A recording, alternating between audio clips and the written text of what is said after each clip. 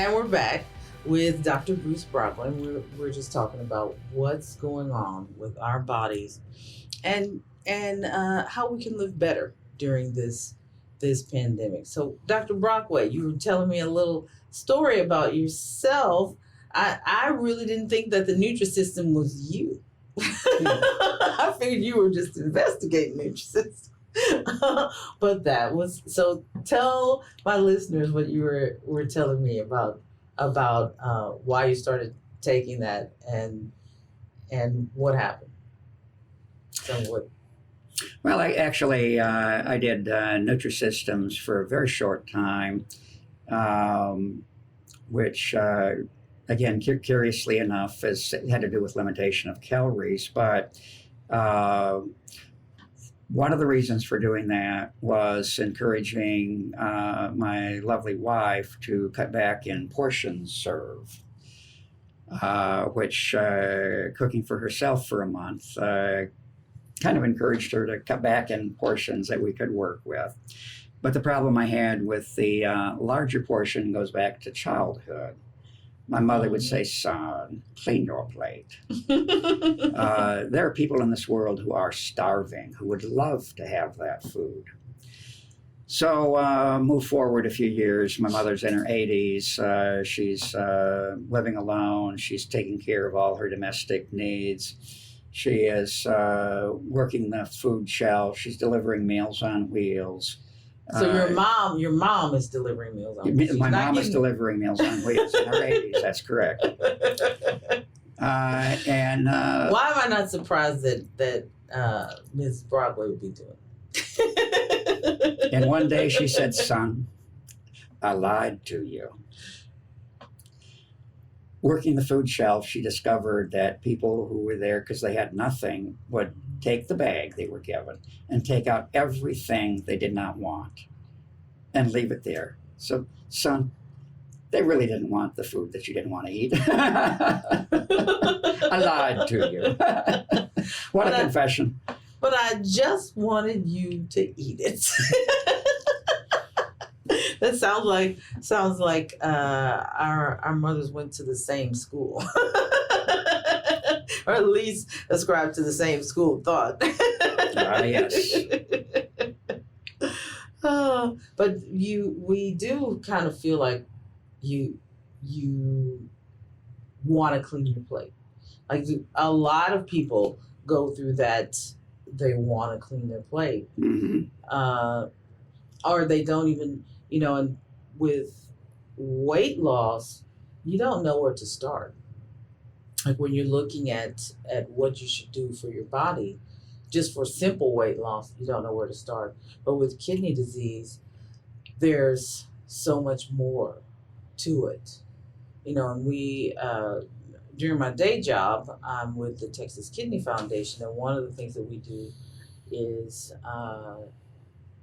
promote lifestyle coaches that connect the patient with renal dietitians, because a renal dietitian is really important to a kidney patient. They're different than the average dietitian, and they're going to be trained in what is specifically needed for renal patients. So what are those good foods and what are bad foods? Because there are some things that are considered great and healthy, like spinach, that are not good for a renal patient. So I know you know all of that. So switching gears, since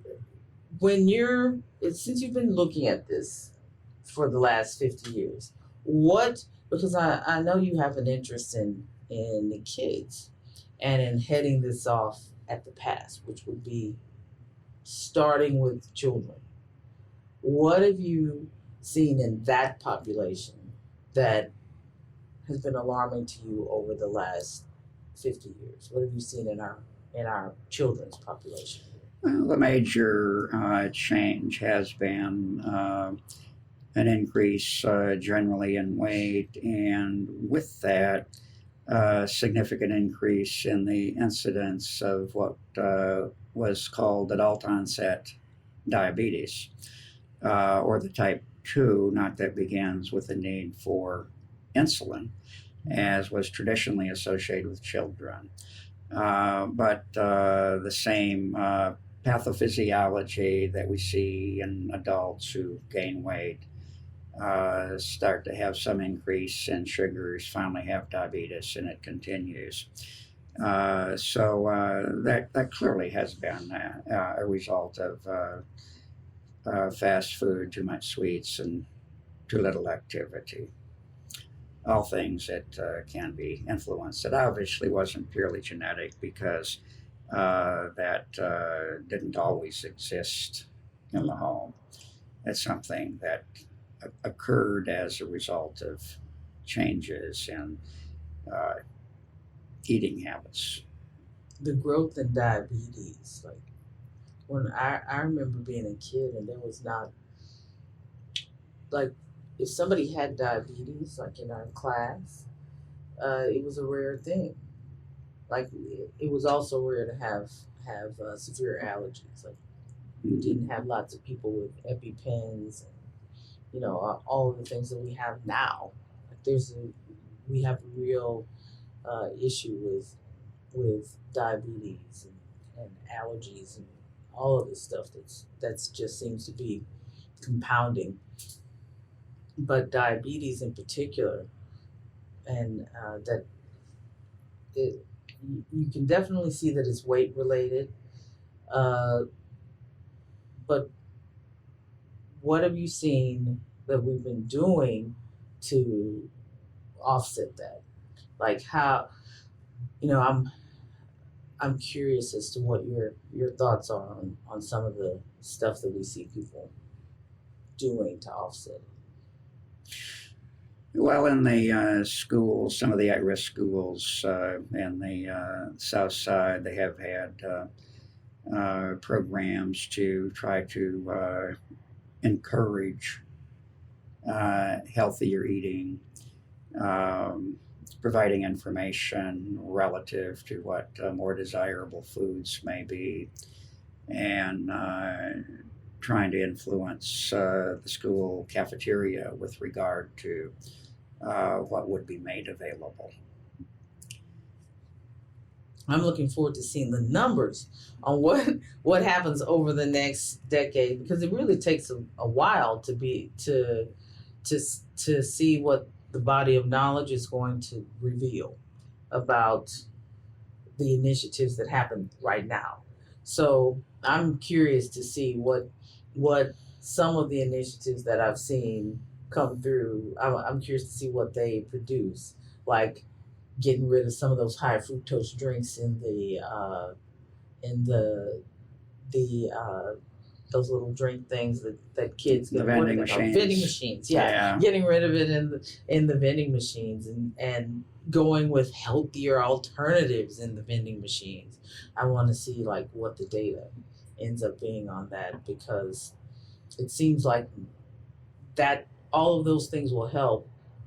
But the most important thing, like the two most important things, are what you're putting into your mouth and how much movement you have going. Like that's it. Like it's as if what you're putting in your mouth is probably more important than even than your movement. It's the portion size, what you're putting in, and how much sugar and fat is in all that stuff. Well, the influence of the vending machine is a tough one. I mean, we've had vending machines in waiting areas, the dialysis facilities, and have tried to encourage, perhaps even pressure a little bit. The vending machines didn't belong to us, they belonged to a company, but to put things that were healthier. And the response back was a very simple one. We fill it with what people buy. Mm-hmm. So, and that's, they don't buy the healthy things, we don't put it in there. And that's exactly the same response we get whenever we ask the question, why is there different food being sold on the south side as opposed to on the north side, that is the same response that we receive, and it is a true response. Those are for-profit businesses, and they are there to sell people what it is that they indicate they want to purchase. Mm-hmm. So if nobody wants to purchase lettuce, but everybody wants to purchase jicama, then jicama will be purchased. By the same true. token, if nobody wants to purchase real cheese and everybody wants to purchase processed cheese, processed cheese will be purchased, you know? So it's like, what do you do about that? I mean, at some point, we have to look at our own selves and our choices, because the only person that can make a different choice for Tiffany is Tiffany. Like, no, you can't come in and make me eat the right thing. I still have to opt out of the big red, you know, or whatever it is that I'm trying. I don't want to bash on big red. I know lots of people like it, but anything that you're eating or drinking that you shouldn't be eating in large portions or consuming in large portions, you have to make that choice. You still have to be the one to make the choice. The beautiful part about it is that you can.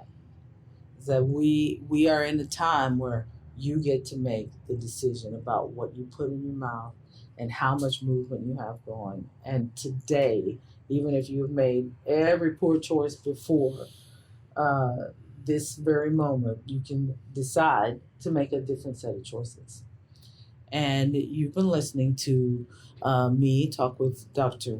Tiffany Smith, talk with Dr. Bruce Brockway about your health and about what you can do differently. You're getting 50 years of experience here, telling you, lending his knowledge. So come on back and listen, and let's pick his brain a little bit more and see what we can find out about what we can do better to live and be and exist and have a happy life.